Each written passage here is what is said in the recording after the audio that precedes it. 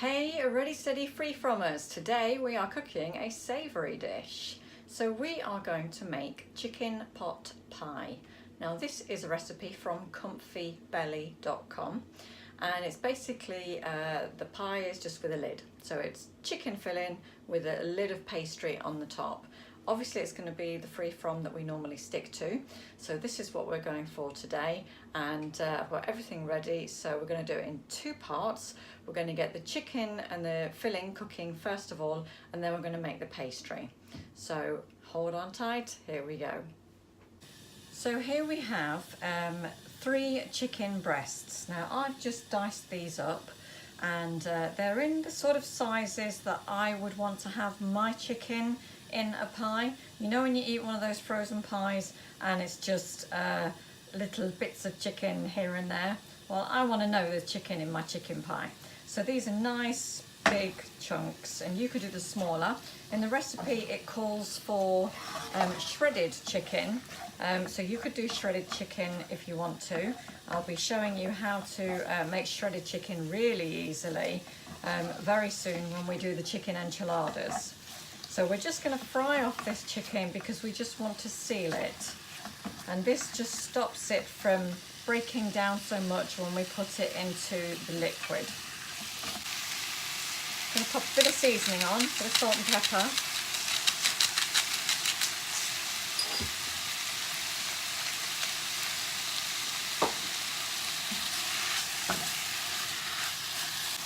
That's the chicken about ready. Now I haven't used any oil in this pan at all. You can use oil if you want to, and if you need to use oil in your pan, then by all means do so. So that's the chicken. It's not cooked. You can maybe see that some of the pieces, you can see they're still raw inside, and that's absolutely fine because we're not looking to cook the chicken in the pan. We're just sealing it, okay? So now I'm going to transfer this into a saucepan with chicken stock in it. Now this is 2 cups of chicken stock. The recipe will all come at the end of the video. Now this is homemade chicken stock. If you can tolerate a store-bought one, then use that, that's fine. But if not, then we will be doing a video on how to make chicken stock later in the series. Now we're just going to add in various vegetables to this. Now these can be any vegetables that you want. So if you wanted to put onions in this, you could fry off some onions with the chicken, or you could just put the onions straight in here. You'd probably go for 1 onion in this. As I said, I did 3 chicken breasts, and this will easily feed 3 to 4 people. Now I'm going to pop some mushrooms in. Now these are quite big chunks. You could do them any size that you wanted to, so it's whatever you prefer. We're going for about 1 cup each of vegetables. So I've got some carrots there. Celery. Now if you don't like raw celery, then still consider the idea of putting celery into a cooked dish, because it adds a flavour that nothing else will add, and it gives it a real lovely flavour. I hate raw celery, and I remember Jason Vale, the juice master, told me that juiced celery tastes completely different to raw celery, eating it just like this. It doesn't, he lied. And so it tastes just like celery, which is disgusting. If you like raw celery, then I'm really happy for you, but I don't. I hate it. But when you put it in a dish and it's eaten cooked, it's a completely different flavour. So entertain the idea of that. I learnt that off of Nigella. So we're going to pop in about 1 cup of peas in this. As I said, you can put any vegetables that you want to in here. Things like broccoli and cauliflower might break down too much, but you could pop in anything in here that you want to. So we're going to leave this for about 10 minutes while those ingredients cook off a little bit and simmer down. So I'm going to pop a lid on the top, and we'll leave it for 10 minutes just cooking away. And while it's cooking away, we're going to make the pastry. So here we are with the pastry. This is 3 cups of ground almonds, and in here I've also got half a teaspoon of salt, okay? Now the other ingredients that we need to add in are going to be 2 eggs. Okay, so there's 4 tablespoons of butter there. Now if you can't do butter, use coconut oil, or I guess you could use ghee instead as well. So, but I'm sure coconut oil would work fine in this. So we're going to pop this through the food processor and let it combine, and then give it a little scrape, and then and combine it again. This is the pastry done. Now I have used the metal blade with this purely because it gets really quite thick, as you'd expect with pastry. Now this particular mix you can use for anything, so it might be worth writing this recipe down to create mince pies, jam tarts, lemon meringue pie, any pie or pastry that you want, then you could use this for.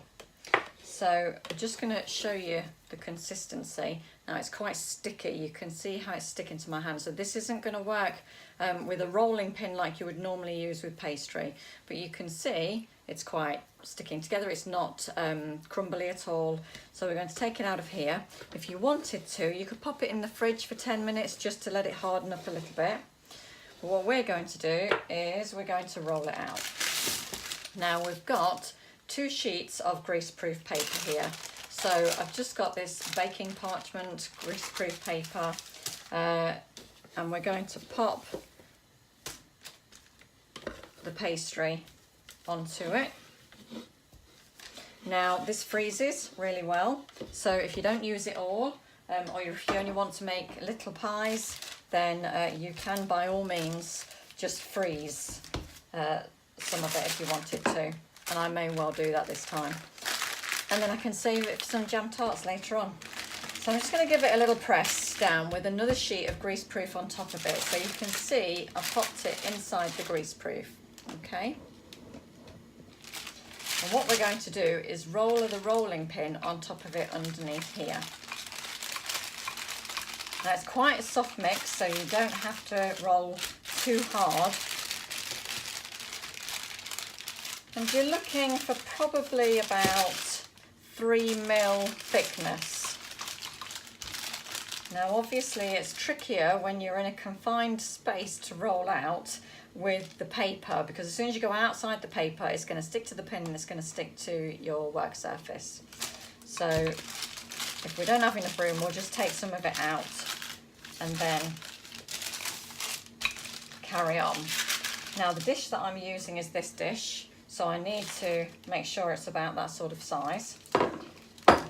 And this again isn't the sort of pastry that you can just fold over your rolling pin and lay it out. It's not that versatile, so it will break.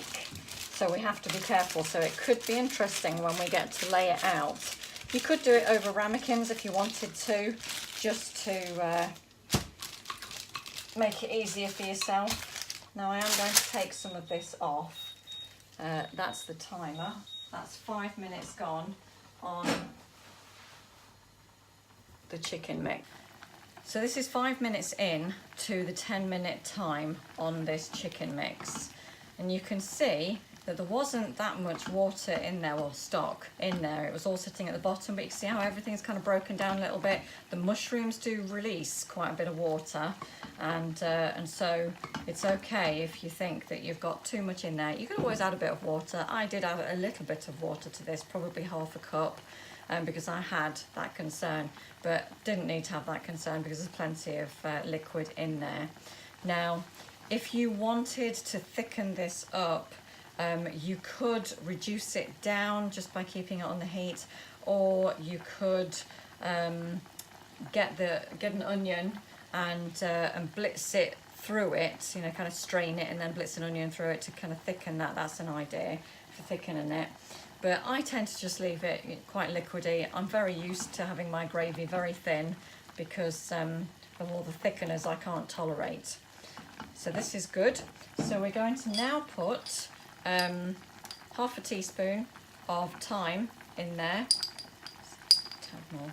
Thyme is an excellent companion to chicken. And we're just going to pop some salt and pepper in there.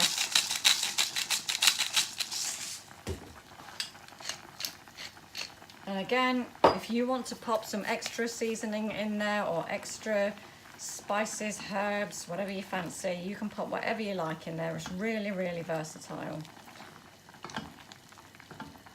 So we're going to leave this now for another 5 minutes.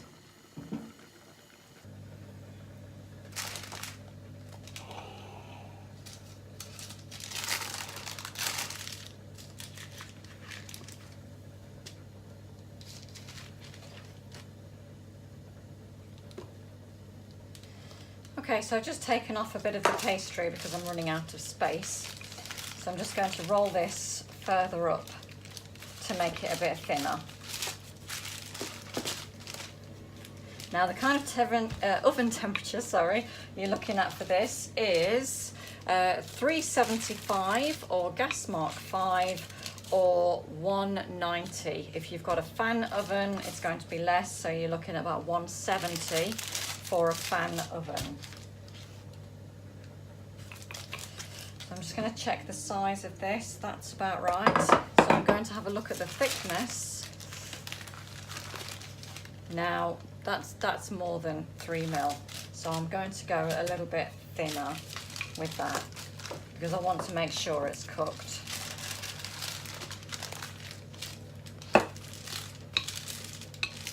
If you do go outside the edges, don't worry too much because you can just kind of squidge it back in and then lay your paper over the top and roll it back towards the centre.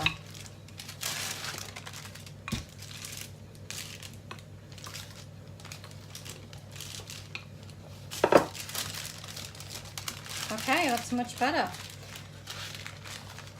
So what we're going to do is just roughly measure out this. I'm going to take off the edges because I know this isn't going to transport easily. So I'm taking off the edges very roughly so that I don't make such a big mess when I pop it on top of the pie.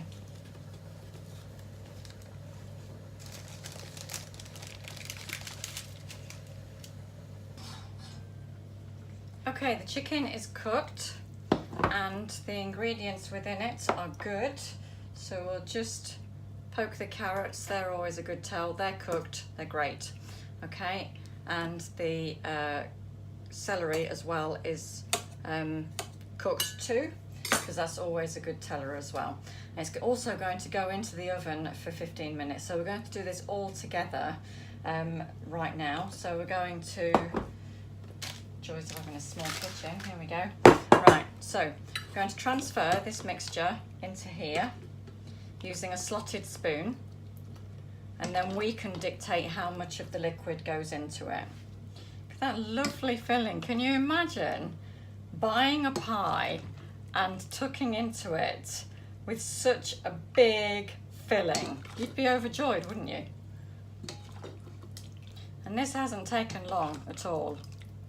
I just needed to prepare the veg and then cook it for 10 minutes, obviously fry it off. Now I am going to pop just a bit of this stock on top of here because while it's cooking, I'm just going to reduce the rest down so that it's kind of a thicker gravy to go on here as well. I'm just going to get the rest of these peas out if I can. They're petits pois, so they slip through the little holes. Little tiny peas. Okay, so I can just see it now. It's about halfway up the liquid is, and then I've got probably about a cup and a half full there left over. So I'm going to pop that on the heat with no lid and just let some of the liquid evaporate off of it. And it naturally kind of thickens up as it reduces down, and the flavour intensifies as well, so that's a great thing to do. Now this is quite full to the surface, which is what you need. You need it full to the rim because the pastry is going to sit on top of it. Now this is the fun bit where we get to transfer the pastry. Now, because it is quite sticky, it is going to stick to this. You can see it cracks as you move it, it cracks. Don't worry about that because you can patch it up. Because it is quite moist, then you can patch it up. Here we go. Ah, that wasn't too bad, was it? So we've got it on the top. You can see if I hadn't have trimmed that excess off, then it would all be flopping, breaking off now onto the surface. So I'm just going to take off the edges, pop it with the rest. There we go. Okay, so I'm just going to kind of fold this in to the pie and let it kind of sink in. If you want to do a few little pinches, you can do. It doesn't work very well on this pastry because it doesn't act in the same way as normal pastry. But you can certainly do some little fingerprints if you want, like that, to make it look a bit more authentic if you like. But it tastes great.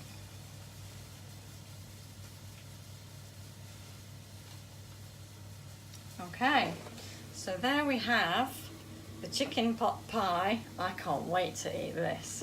And we're going to pop it in the oven now, and we'll put it in the oven for 10 to 15 minutes, and then we will see what it looks like when it comes out. Now, you know I'm not one for wasting things, so this is the greaseproof paper that we've used to roll out. Now what I'm going to do, because I do have leftover pastry, I am going to pop this pastry into this greaseproof paper and wrap it all up, pop it in a bag and pop it in the freezer.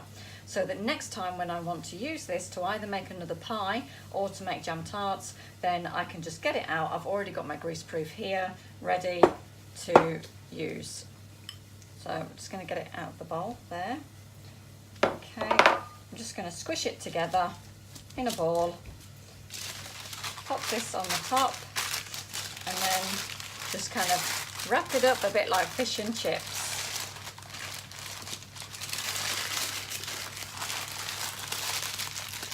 So there we are.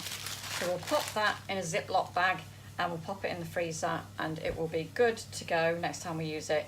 When you get it out of the freezer, it doesn't take very long to defrost, probably about half an hour, but don't put it in the microwave to defrost it because it will start to cook it and that will just be a disaster.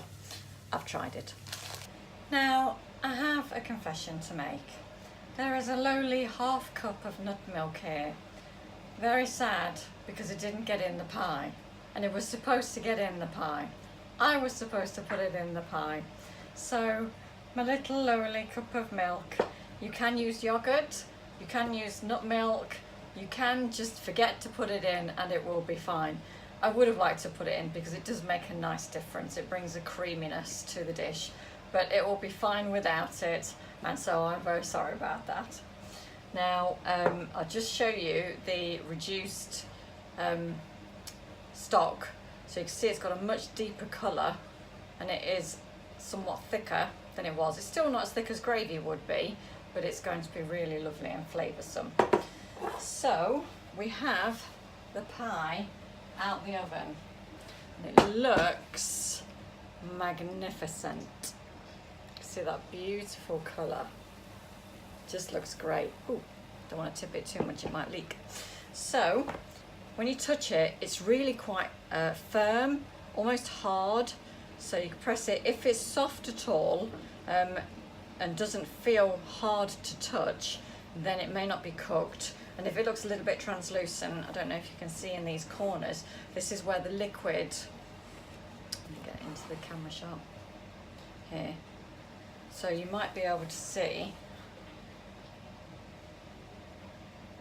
it's just a difference in the texture in those corners because that's where it's kind of hit the liquid. So it's probably a little bit soggy there, but it's not going to have a soggy bottom, is it? Because it hasn't got a bottom.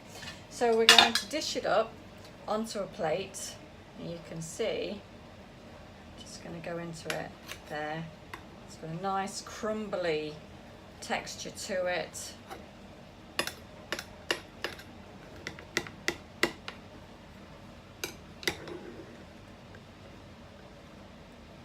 Oh, it's all falling apart.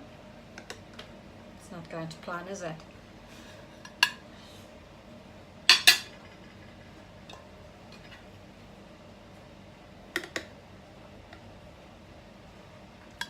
I'm going to show you in a minute the difference between the stock that's in the pie and the stock that I reduced down. So there we are, in that one corner that I've taken out, and I could probably, you could probably get 6 small portions out of this. It's produced that plate of food. So you've got your lovely top here, and then you've got this. So you could have some roasted butternut squash with this, or roast potatoes if you eat potatoes. And so it's really, really lovely. So let's have a look at the differences in the stock. Now, see this one here? I'm just going to show you. It's very pale and it's quite liquidy. And I'm going to show you the one that I've reduced down. So you can see it's a lot darker. It's still liquidy, but it is thicker. So have a look at the two. Look, that's that one.